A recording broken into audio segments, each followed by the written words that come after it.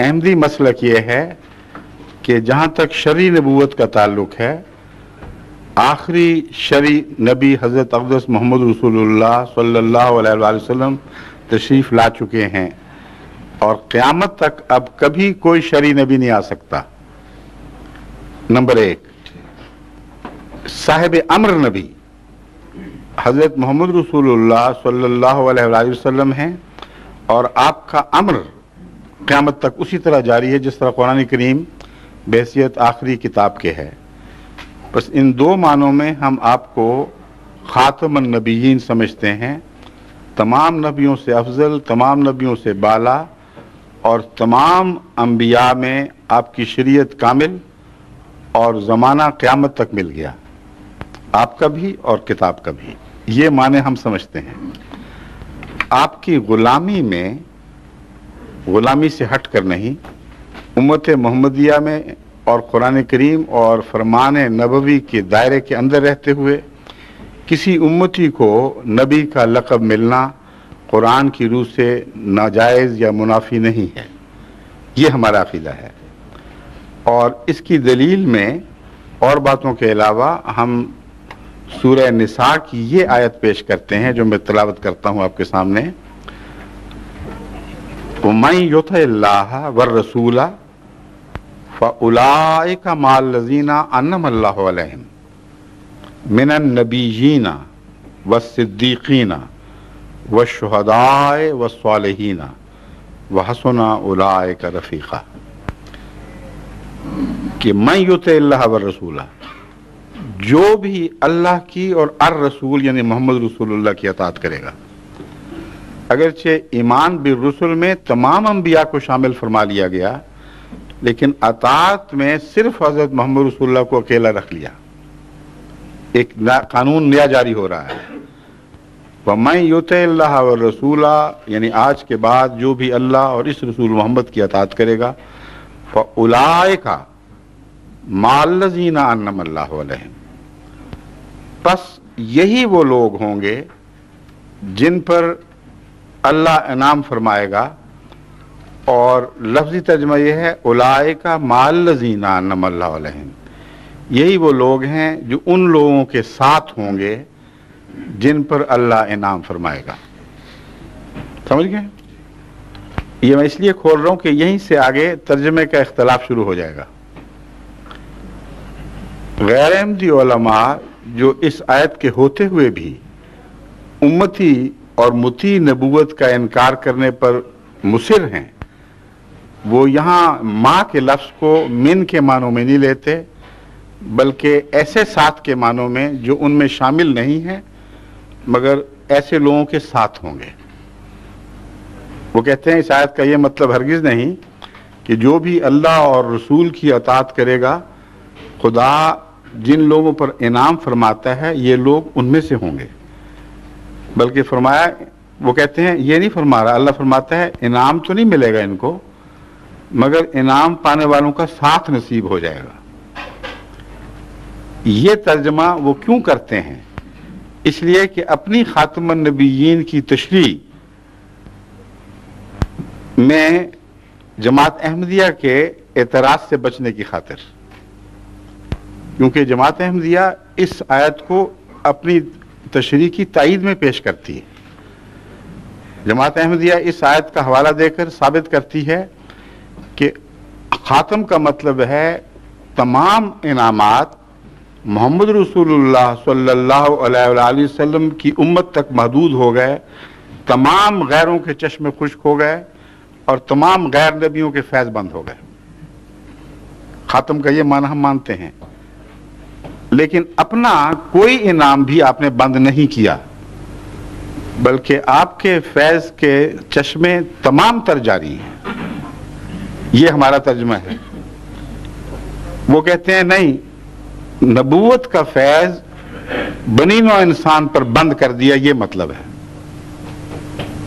سمجھ گئے ہیں؟ اگر ان کا معنی تسلیم کریں تو یہ آیت متضاد کھڑی ہے سامنے۔ یہ آیت کہہ رہی ہے کہ جو بھی اللہ اور اس کے رسول کی اطاعت کرے گا، فَأُولَئِكَ مَعَ الَّذِينَ أَنْعَمَ اللَّهُ عَلَيْهِمْ، یہی وہ لوگ ہیں جو میں ابھی ساتھ کی بحث کرنے کی بجائے ان کا معنی پڑھ دیتا ہوں. یہی وہ لوگ ہیں جو ان لوگوں کے ساتھ ہوں گے جن پر اللہ نے انعام فرمایا. لیکن ماں کا معنی من بھی ہوتا ہے، یہ بھی سب کو تسلیم ہے. یہاں من ہے یا مال غیر مراد ہے، یہی آیت خود تشریح کر رہی ہے، وہ کوئی نہیں پڑھتے. آگے لکھا ہوا ہے من النبیین، مان نبیین نہیں فرمایا.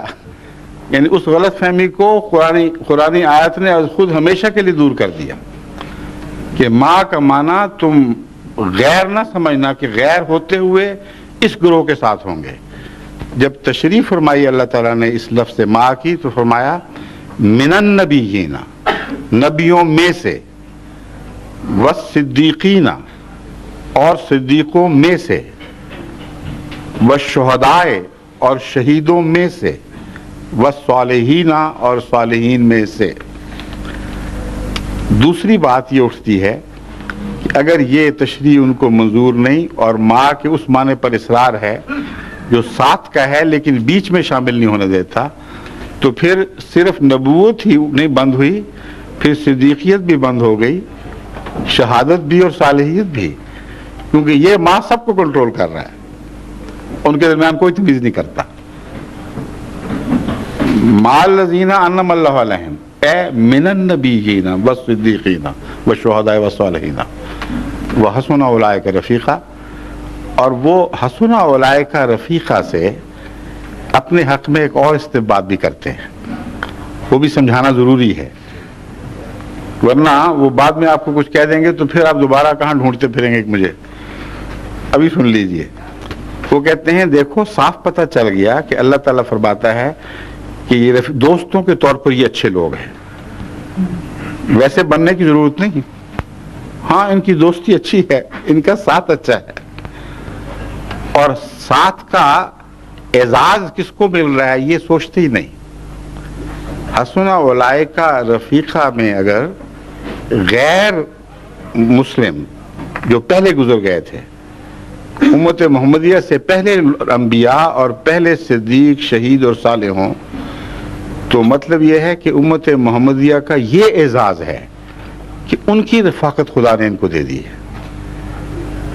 میں تو اس ترجمے کو محمد رسول اللہ علیہ وسلم کی ہتک اور گستاخی سمجھتا ہوں. میرے نزدیک تو بالکل الٹ مضمون ہے، وہ میرے ترجمے کے ساتھ چل رہا ہے.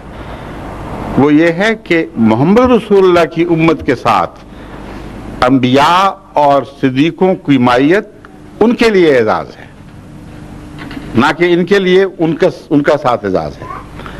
بس من النبیین کا معنی من ہی ہے، میں سے، اور ماں کا معنی بھی من ہی ہوا کرتا ہے جب اچھے لوگوں کے حوالے سے بات ہو رہی ہو. یہ بات علماء چھپا لیتے ہیں، حالانکہ قرآن ان کو اس بات کو خوب کھول رہا ہے. مثلا تمام علماء قرآن کریم کی یہ دعا کرتے ہیں کہ وَتَوَفَّنَا مَعَ الْأَبْرَارِ. قرآن کریم میں ایک دعا سکھائی ہے، وہ دعا کیا ہے؟ توفنا مع الابرار، اے اللہ ہمیں نیکوں کے ساتھ وفات دے دے. سمجھیں؟ تو کیا یہ ترجمہ کریں گے کہ نیک تو نہ بنانا، لیکن جب کوئی نیک مر رہا ہو تو ساتھ ہمیں بھی ساتھ کھینچ لینا. تمسخر ہے قرآن کریم کے اعلیٰ مضامین سے. مائیت جب اعلیٰ گروہ کے تعلق میں بیان ہو تو من ہی مانے ہوا کرتے ہیں.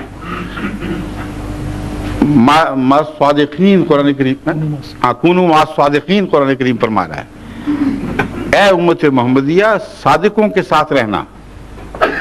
کیا مطلب ہے؟ کہ سچ بے شک نہ بولنا، لیکن سچے لوگوں کے ساتھ بیٹھ جایا کرنا، یہ تمہارے لیے کافی ہے.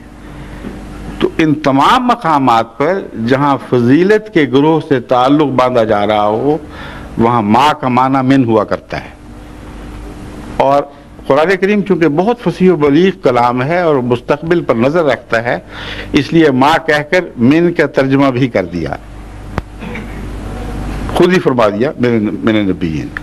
بس اس ترجمے کی روح سے اس بات کا امکان کھلا ہے کہ محمد رسول صلی اللہ علیہ وآلہ وسلم کے غلاموں میں سے خدا ان 4 مراتب میں سے جو مرتبہ جس کے لیے مناسب حال سمجھے اس کو عطا کر دے. یہ امکان کھلا ہے.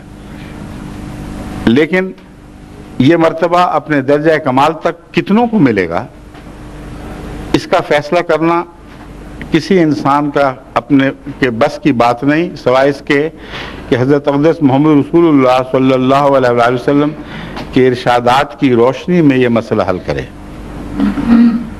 حضرت مسیح موعود علیہ السلام کا یہ موقف تھا کہ دیکھو امتی نبی کے متعلق تو قطعی قرآن کریم سے بھی روایتیں ملتی ہیں، آیتیں ملتی ہیں، اور حضرت صلی اللہ علیہ وسلم کی پیشگوئیاں بھی موجود ہیں.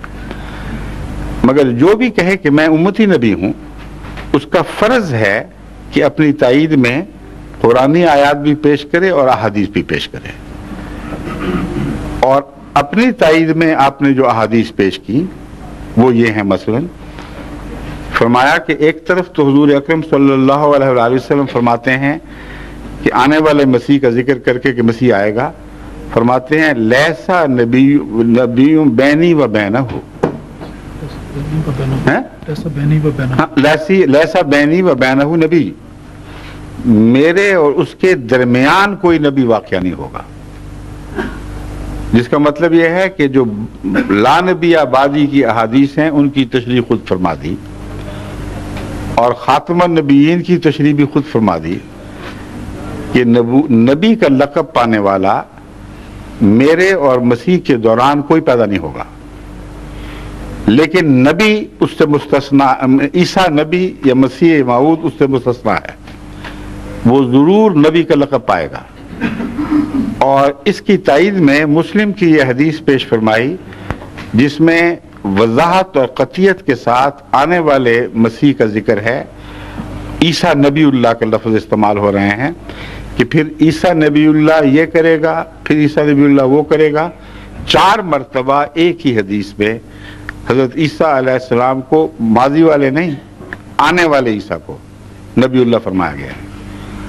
بس حضرت مسیح موعود علیہ السلام نے اس سے یہ موقف اختیار کیا کہ جہاں تک میرا دعویٰ ہے، میرا دعویٰ اس حدیث اور آیات قرآنی کے منافی نہیں ہے.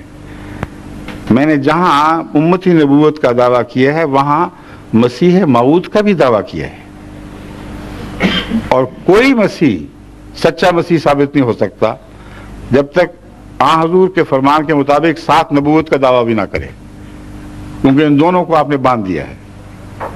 اس لیے علماء سے پوچھیں، یہ آپ کا کام ہے، ان سے پوچھیں کہ تم مسیحیت کا انکار کر رہے ہو اس بنا پر کہ اس نے نبوت کا دعویٰ کر دیا ہے، اور اگر وہ نبوت کا انکار کرتا تو یہ حدیث تم اس کے سامنے لا کھڑا کرتے کہ تم کیسے مسیح سچے ہو گئے، محمد رسول اللہ تو مسیح کو نبی اللہ کہہ رہے ہیں. تو نہ ادھر پاؤں رکھنے دیتے ہیں نہ ادھر پاؤں رکھنے دیتے ہیں. امر واقعہ یہ ہے کہ تضاد اگر ہے تو ان کی سوچوں میں ہے. حضرت صلی اللہ علیہ وآلہ وسلم کی پیشگوئیوں میں کوئی تضاد نہیں ہے.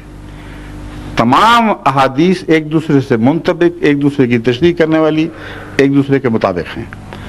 جہاں لا نبی آبادی بڑے زور سے فرمایا ہے، وہاں یہ بھی فرمایا کہ لیسا بینی و بینہ نبی، اس کو لا نبیہ کی زد میں نہ لانا، کیونکہ جو آنے والا مسیح ہے وہ ضرور نبی ہوگا، اور میرے اور اس کے درمیان کوئی نبی نہیں. اور پھر اس کا ذکر کر کے اس کو نبی اللہ کہہ دیا. تو حضرت مسیح موعود علیہ السلام کا یہ موقف تھا کہ میں تو اپنے حق میں دلائل قرآن اور حدیث کے پیش کر رہا ہوں، لیکن نبوت اگر امتی نبوت آ سکتی ہے تو صرف مجھ تک محدود نہیں ہے، آئندہ کے لیے بھی آ سکتی ہے، کیونکہ خدا اس فیض کو بند نہیں کرے گا. اگر کوئی اس لائق ٹھہرے خدا کی نظر میں کہ اس کو مسیحیت یا نبوت کا مقام عطا کیا جائے تو خدا کے ہاتھ کوئی نہیں باندھ سکتا. شرط صرف یہ ہے کہ وہ کامل تابع ہو، نئی شریعت نہ لائے، اس شریعت میں تبدیلی پیدا نہ کرے، اور فرمان نبوی سے باہر نکلنے کی جسارت نہ کرے. مگر فیصلہ کرنا اللہ کا کام ہے. بس آئندہ بھی اگر کوئی ہوگا تو جنہوں نے ایک کو مان لیا وہ اس کو بھی مان لیں گے. لیکن جنہوں نے پہلے کا انکار کر دیا ہو ان کے لیے اگلا ماننا بہت مشکل ہو جاتا ہے. اب یہود نے پہلے مسیح کا انکار کر دیا تھا اور محمد رسول اللہ کو بھی نہیں مانا. پھر ان کی بڑی جماعت اس لیے محروم رہ گئی کہ پہلے ایک انکار کر بیٹھے ہیں, آگے سے بھی محروم ہو گئے. عیسائیوں نے محمد رسول اللہ علیہ وسلم کا انکار کر دیا اور مسیح ثانی جو اترا ان میں اس کا بھی انکار کر بیٹھے. تو محمد رسول اللہ صلی اللہ علیہ وسلم کی امت کو اس مضمون پر غور کرنا چاہیے کہ آنے والے جب خدا سے آتے ہیں تو انعام کے طور پر آتے ہیں, لعنت کے طور پر نہیں آتے. اس لیے آنے والے کو لعنتی قرار دینا یا دعویٰ کرنے والے کو کہ میں خدا کی طرف سے آیا ہوں ایک لعنت بیان کر کے رد کرنا اور امت میں شور ڈال دینا کہ یہ نحوست ہم برداشت نہیں کریں گے, کوئی نبوت کا دعویٰ کرے. شیطان ہونے کا دعویٰ کرے منظور ہے, دجال ہونے کا دعویٰ کرے سر آنکھوں پر, مگر جس نبوت کو خدا نعمت کہہ رہا ہے اور نعمتوں سے سب سے اونچی, اس کو لعنت سمجھ رہے ہیں. یہ ویسی بات ہے جیسے یہود نے شریعت کو لعنت قرار دیا تھا اور ان کی کچھ اصلاح ہو گئی تو سینٹ پال آ گئے, انہوں نے کلیتاً شریعت کی صفحے لپیٹ دی کہ لعنت ہے. تو لعنت قرار دینے سے پہلے سوچو تو صحیح کہ کس چیز کو لعنت کہہ رہے ہو. اللہ انعام کہتا ہے, تم لعنت کہتے ہو. یہ حق تو ہے کہ یہ کہو کہ اس انعام کا یہ شخص حقدار دکھائی نہیں دیتا, مگر انعام کا دعویٰ کرنے والے کو ملعون کہنا یہ عقل اور کتاب کے فیصلے کے خلاف ہے. ٹھیک ہے.